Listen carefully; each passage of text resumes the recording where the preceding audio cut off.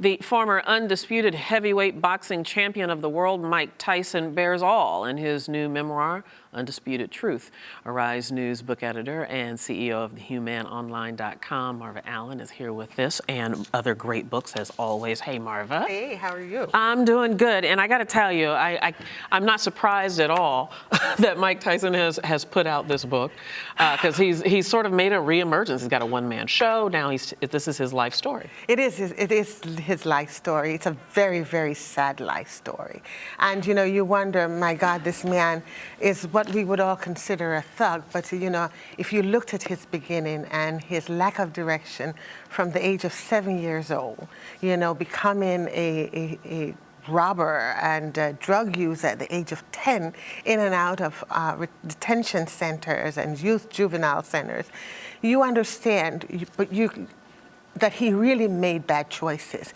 And I think his most stable period when he went to live with his trainer, Cuz Diamato, I think his name is, somebody loved him, somebody pumped him up, somebody made him feel worthwhile. And after he died, he seemed to have gone right back to where he started. And you know, it's a really sad book about the choices that he's made, and even at the end of the book, he's still unsure how he's going to live every day. You know, I've seen some interviews of him recently, Yes. you know, sort of this this new reinvention of Mike Tyson. He seems very reflective, very thoughtful. Does that come out in the book? It does come out in the book, and a lot of sorrow comes out in this book, absolutely. A lot of apologies, but what really worried me that his conversation still is, I'm not a good person, I'm not a good person. And I wish he could reinvent that thinking, because, you know, as a man thinketh, so is he. And I think that's what Cuz did for him, made him feel like he was better, you know, and with that gone, he couldn't sustain it on his own.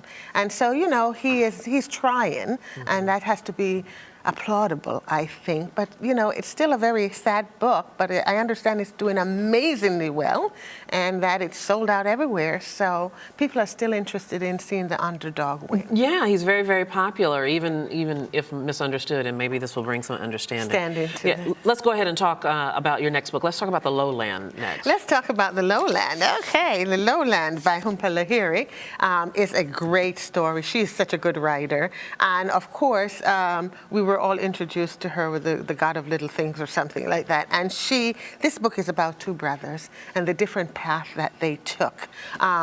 Born in Calcutta, two young brothers. One became militant, one went to become a scientist, and how that impacted their lives. And I can't tell you how everything goes, but it's just a really unfolding story. It gives you so much about culture.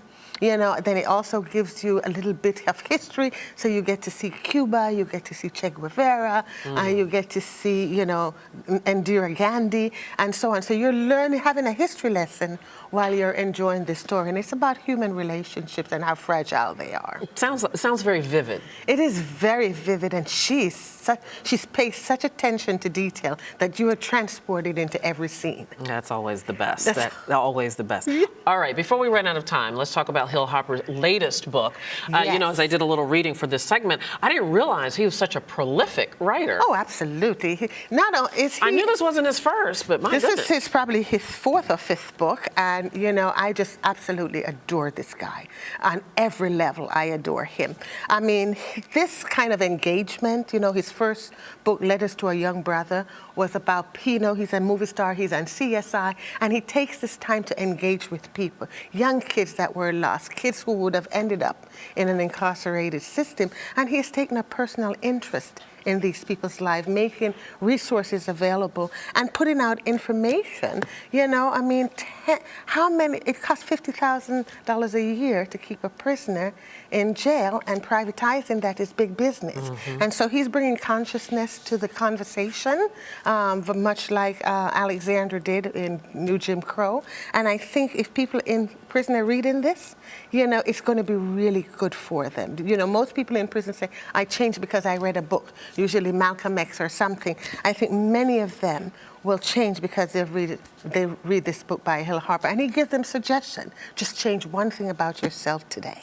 You know, don't let your mind become incarcerated. Maybe your physical body is. So he has all of these great suggestions, and it's such a great conversation. And I just think he's amazing. I really, really do. And very, very, very briefly, what's the appeal to a person who's not incarcerated with this book? Well, if you don't think that incarceration affects us all, it really, really affects us all. You know, and it affects African Americans extraordinarily. So I think just having the information and just knowing that there is something we can do, we can raise our children better.